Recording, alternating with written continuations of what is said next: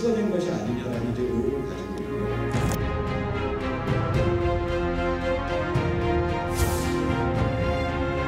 사상 최대의 구조쇼에 이어 사상 최대의 조작쇼를 한 조사 내용입니다. 경악스럽습니다.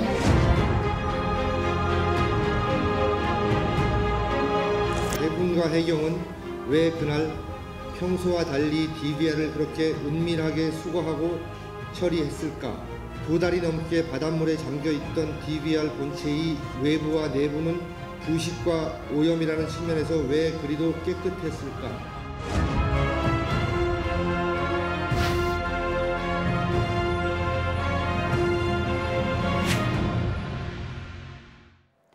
세월호 참사 당시 배안 곳곳을 비추던 64개의 CCTV 영상이 저장된 녹화 장치, 즉 DVR이 조작됐을 수 있다는 의혹은 이미 있어 왔죠. 이 영상이 이상하게도 사고 3분 전까지만 녹화가 된 채 발견됐기 때문입니다.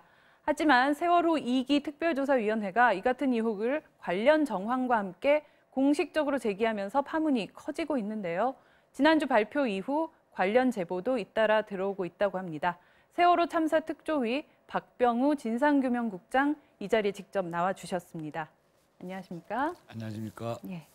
자, 지난주 상당히 긴급하게 기자회견을 하셨는데요. 이 주요 내용을 좀 정리를 해보면 그 세월호 내의 CCTV 영상 저장 장치, 그 편의상 DVR이라고 하겠는데 이게 그 해군이 수중에서 그걸 수거하는 영상 속에 찍힌 DVR과 지금 현재 증거 자료로 채택돼 있는 DVR이 다르다.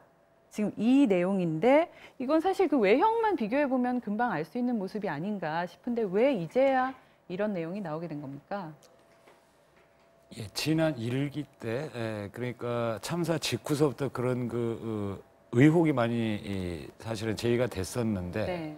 관련해서 영상을 비교할 만큼 그 영상 화질이 정확한 영상도 확보가 되지 않았었고 네. 뭐 그래서 당연히 저희들도 그 영상이 확보가 되지 않았지만 어쨌든 그 의혹에 대한 어떤 그 합리적 의심이 여기저기서 정황이 많이 발견이 됐기 때문에 네. 저희들이 이 조사를 착수하게 됐고 긴급 발표까지 하게 됐습니다. 네. 그래서 이번에 그러면 그 다른 점, 외형상의 다른 점을 포착하시게 된 어떤 좀 계기가 있으셨나요? 어떤 영상을 보시다가 그 부분이 좀 눈에 들어오셨다든지? 예, 그러니까 그 영상 자체를 보다가 그냥 이상해서 우리가 조사에 착수했다 이런 취지는 아니고요. 네네.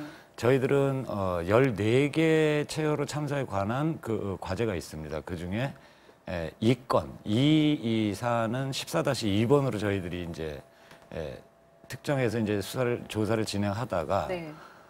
저희들도 너무 이상하다라고 우리 조사관들조차도 이럴 수가 있나?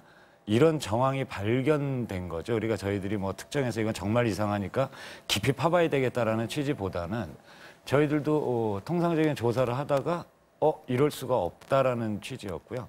그것을 보니 이 화질은 대단히 나쁜 화질이고 분량도 이유를 모르겠지만 저희들에게 34분 이 잠수 영상을 전체 주지를 않았는데 네.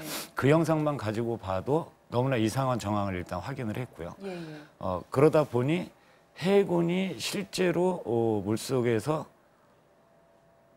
원래 상태로 있었던 DVR, 케이블선이 다 연결된 상태로 있었던 그 DVR을 빼온 것이 아니다라는 점과 함께 그 물속에 있었던 DVR이 실제로 수거가 된 뒤에, 수거가 된 직후에 영상에 찍혔던 또 DVR 본체와 다르다. 이런 부분들을 여러 가지 이 사안을 놓고 특정을 하게 돼서 이 사안은 국민들과 특히 우리 유가족분들에게 빨리 공개를 하고 긴급 제보들도 받아야 되겠다.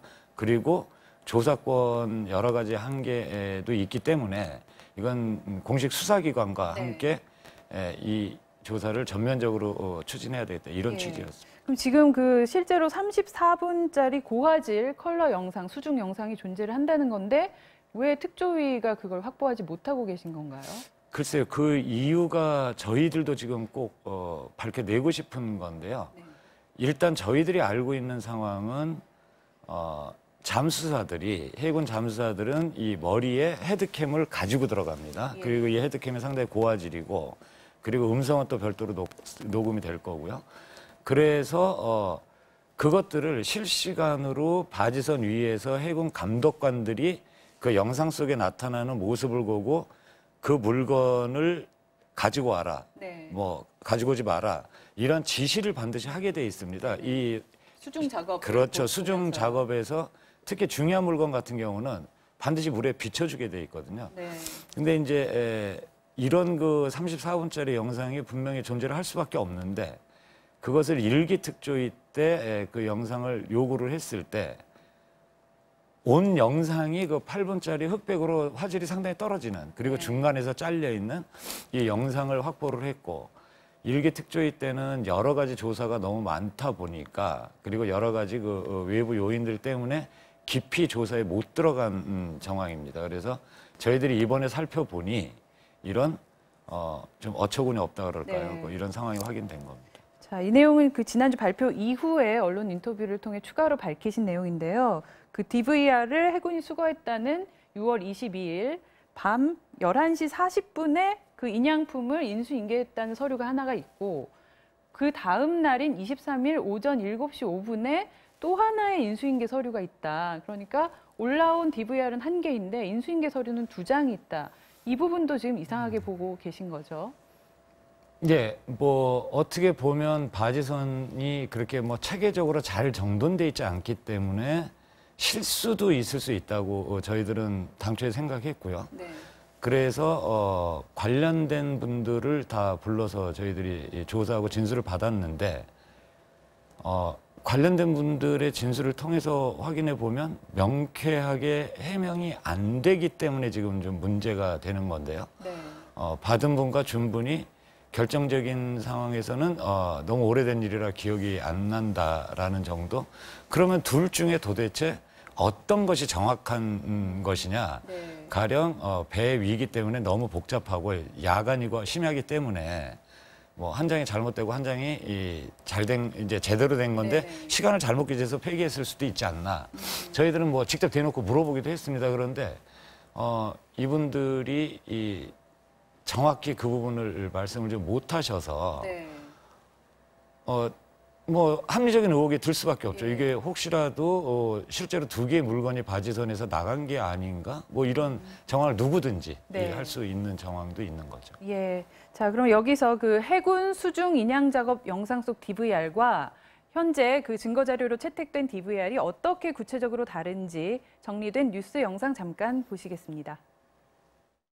특조위는 당시 수중에서 DVR 수거 작업을 벌인 해군 측 영상을 증거로 제시했습니다. 이 수중 영상에선 DVR의 열쇠 구멍이 세로로 잠긴 상태였지만 검찰에 제출한 DVR에선 잠금 장치가 망가진 채 열쇠 구멍도 가로 방향으로 바뀌어 있습니다. 또 해군 측 영상에선 DVR의 오른쪽 손잡이 부분 고무 패킹이 떨어진 상태였지만 검찰에 제출한 DVR에선 고무 패킹이 그대로 붙어 있었습니다. 저 DVR 열쇠 구멍이라는 게 열쇠를 넣어서 돌리지 않으면 절대 돌아가지 않게 설계된 거 아닙니까? 그렇죠. 저절로 돌아갈 수 없습니다. 예, 또 고무 패킹도 이렇게 뭐 뜯었다 붙였다 할 수 있는 제품은 아닌 거죠? 예, 아닙니다. 예. 예, 정말 그 이상한 부분인데요. 어떤 부분들이 좀 특히나 좀 이상하다라고 지금 보고 계신 건가요? 예, 저희들이 2개가 겹쳤기 때문에 발표를 할 수밖에 없는 상황인데요. 네. 그러니까 열쇠 고리가 단순히 돌아갔다는 문제가 아니고 물속에 있는 영상은 세로로 정확히 잠겨 있었고 그 물건을 수거했던 그 해군조차도 단 한 번도 물속에서 펄럭이지 않았고 정확하게 잠겨 있었다라고 표현을 하고 있고 그런데 바지선에 올라와서 최초로 그 DVR이 찍힌 때가 12시 15분인데요. 그러니까 아까 11시 40분에 수거가 됐으니까 35분 정도의 그렇죠. 지금 간격이 예. 있네요. 예, 그때 찍은 영상에 나타나는 DVR은 세로로 돌아가 있거나 가로로, 가로로 돼 있고 튀어나와 있습니다. 그리고 그 DVR이 그대로 이틀 뒤에 그 포렌식하는 쪽에 가서 영상에 잡힌 거로 보면 뒤에 걸쇠, 잠금 장치 걸쇠가 아예 없습니다. 네. 그렇다면은 그 내부에 부러져 가지고 잠겨 있을 수가 없는 거네요. 잠겨 있을 수가 없고 그냥 툭 떨어지는 장면이 확인이 됩니다. 그래서 불과 35분 사이에 열쇠 구멍이 돌아간 것뿐만 아니라 잠금 장치, 이게 금속 제품인데요. 잠금 장치가 떨어질 수밖에 없는 정황이 있기는 어렵다. 네. 예. 그래서 지금 그 수거 작업이 연출된 쇼일 수 있다 이런 가능성을 제기를 하시는 거고, 그런데 또 조작한 것 치고는 일견 너무 좀 그럼 허술한 거 아니냐, 그렇게 금방 비교 영상을 대조해 보면 드러날 수 있는데 이런 의견도 있는데요. 아마도 그때 정황 자체가 워낙 어수선하기도 하거니와 그때는 일반적인 관심을 현장에 집중시키기 어려운 과정도 있었던 것 같습니다. 그러니까 뭐 통제가 있다거나 가령 그 당시에 그 독립 PD 세 분이 있었는데 뭐 그분들이 통제받은 건 아니었지만 그것을 수거할, 그러니까 DVR이라는 중요한 증거물을 꺼낸다는 사실도 당초에 알려지지도 않았고요. 알리지 않았고. 꺼낸 다음에도 그 가족들 요청에 의해서 꺼내준다고 해서 꺼냈는데도 가족들에게 꺼냈다는 얘기도 안 했습니다. 그래서 PD들 한마디로 그 상황을 알고만 있었다면 이런 의혹이 안 나왔을 겁니다. 그 자리에서 다 해결이 됐을 텐데 어떤 상황들이 겹쳤는지 아니면 그 자체가 합리적 의심을 가질 수밖에 없죠. 그 상황 자체가 합리적 의심을 지금 자아내고 있는데, 이 바꿔치기 여부가 중요한 이유가 이게 사고 직전 상황이 담긴 그 영상을 누군가가 먼저 보고 훼손했을 가능성과 이게 지금 직결되기 때문에 이게 중요한 거잖아요. 근데 이번에 이 공개하신 내용 외에도 또 이런 영상 훼손 의혹, 좀 수상한 정황들이 또 추가로 지금 조사하고 계신 것들이 있으십니까? 저희들은 당초에 이 건에 대해서는 대단히 면밀하게 지금 살펴보고 있는 중이었습니다. 그러니까 단순히 수거 과정만 살펴본 것이 아니고 그 위에 혹시라도 데이터에 어떤 문제가 있지 않을까. 그래서 저희들이 이제 아주 면밀하게 들여다보고 있는데 비교를 해보면 약간 이상하다는 점들은 있습니다. 그러니까 가장 대표적인 것으로는 4월 11일, 12일 이때도 계속 세월호는 운항을 했습니다. 그래서 그 CCTV를 살펴보면 승선자들이 보이는 CCTV가 있거든요.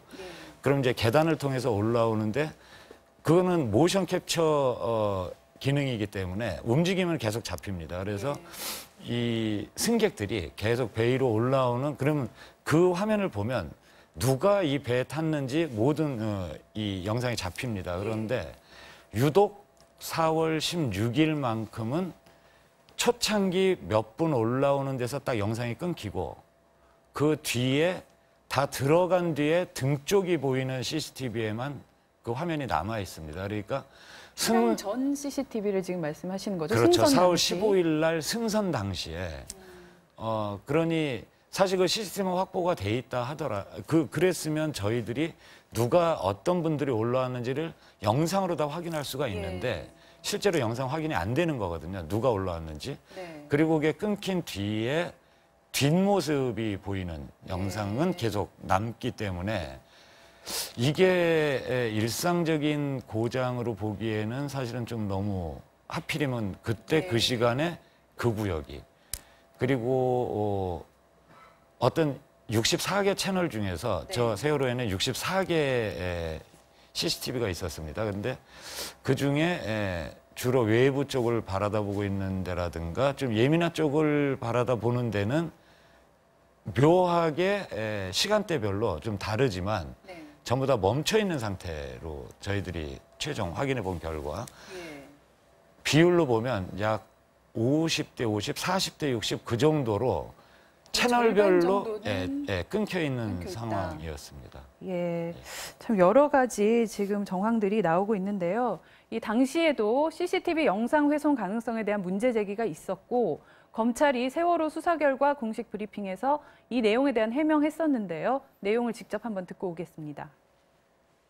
세월호 CCTV 영상은 4월 16일 08시 30분 59초에 꺼지는 데 반하여 CCTV를 제어하는 DVR이 08시 33분 38초까지 작동하였음을 알 수 있는 로그 파일이 발견되었는데 이와 같이 3분 차이가 나는 것은 CCTV가 조작됐기 때문은 아닌지에 대하여 수사한 결과 대검 DFC 분석 결과 및 전문가 감정 결과에 의하면 DVR이 비정상적으로 종료되면서 영상 파일이 생성되지 않았거나 생성된 영상 파일이 손상되어 복구가 되지 않았을 가능성이 있는 것으로 확인되고, 달리 CCTV가 조작됐거나 누군가 고의로 종료한 정황은 발견되지 않았습니다. 자, 이 특조위 측, 지금 특조위 측은 저 발표 내용 어떻게 좀 해석하고 계신가요? 예, 뭐 저희들이 크게 비중을 두고 생각하고 있지는 않고요. 왜냐하면 저 당시에는 저것이 조작되느냐 안 되느냐가 수사나 조사의 중심이 아니었습니다. 네. 그리고 아마 저 발표 내용 중에도 용역해서 이제 그 외부로 이제 검찰이 용역을 준 것처럼 외부 업체에 이제 그것을 검사하도록 한 부분이 있는데, 거기 그 용역 결과 보고서에도 명확히 데이터의 훼손 내지는 뭐 삭제 이런 부분은 조사 과제가 아니라고 명확하게 밝힌 적이 그렇게 밝혀놨습니다. 예. 자, 지금 이 전면적인 재수사 요구가 점점 거세지고 있는데요. 지금 유가족분들도 청와대 국민청원도 제기하셨다고 들었는데 전면적인 재수사 이루어질 수 있을까요? 이루어져야죠. 예, 당연히 그건 이루어져야 되고, 저희들이 이렇게 긴급하게 발표를 한 배경에도 이것을 특조위가 마치 다 조사를 하고 모든 것을 해야 된다라는 그런 생각으로는, 그런 생각이었던 발표를 못 했겠죠. 그러니까 끝까지 조사라고 할 텐데, 이거는 전 국민이 힘을 합쳐서 이런 의혹이 발생됐다 그러면 어떻게 할 것이냐, 이것을 저는 사회적 합의도 좀 필요하다고 보이고요. 네. 그렇다면 이제 수사기관도 적극적으로 좀 참여를 해야 된다. 네. 전면적으로 재수사해야 된다, 이렇게 보고 있습니다. 예, 그럼 제대로 또 재수사를 하기 위해 이 내부자들의 공익 제보가 절실하다 호소하고 계신데 좀 제보 내용 들어온 것들이 있습니까? 네, 뭐 구체적으로 밝힐 수는 없지만 이 사안에 딱 떨어지지는 않지만 의미 있는 제보들은 들어오고 있습니다. 네. 그래서 많이 기대하고 있습니다. 예, 자, 끊임없이 제기되는 이 의혹을 풀기 위한 특별수사단 설치와 전면 재수사 반드시 필요해 보입니다. 자, 지금까지 세월호 참사 특별조사위원회 박병우 진상규명국장과 함께했습니다. 나와주셔서 감사합니다. 감사합니다.